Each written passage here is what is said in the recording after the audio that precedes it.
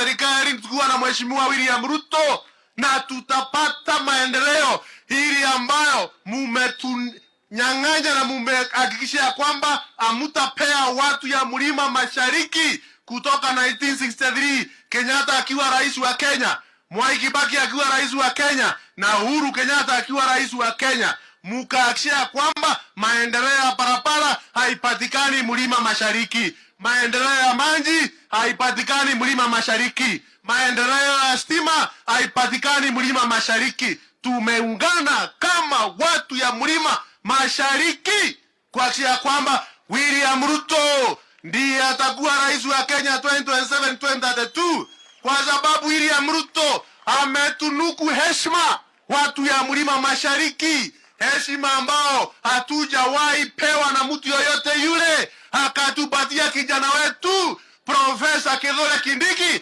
kuwa naibu wa rais wa taifa letu la Kenya. Waende wasiende, wakae nyumbani wasikae.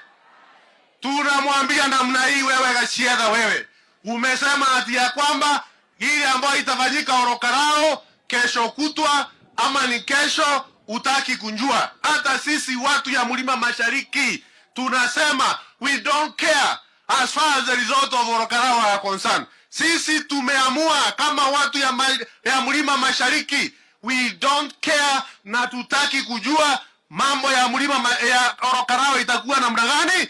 Tutahakikisha ya kwamba sisi watu ya Mlima Mashariki tutakanyanga wewe shingo, usahau, usiwe na mali ya kupumua. We will ensure you have no inroads as far as Mlima Mashariki is concerned. Hiyo maneno yako hiyo, ukitaka ikae huko Munyoro ikae, lakini vile vile tunaambia viongozi wako na hiyo ingine ya mlima, shikeni huyo mtu ko akuwe ana mahali ya kupumua,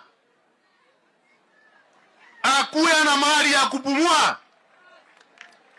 Hawezi kuwa kila siku ni kukoroga rais, kiongozi wetu wa taifa ambaye anatia bidii kuhakikisha kwamba serikali ya Kenya na taifa letu ya Kenya imesimama sawa sawa.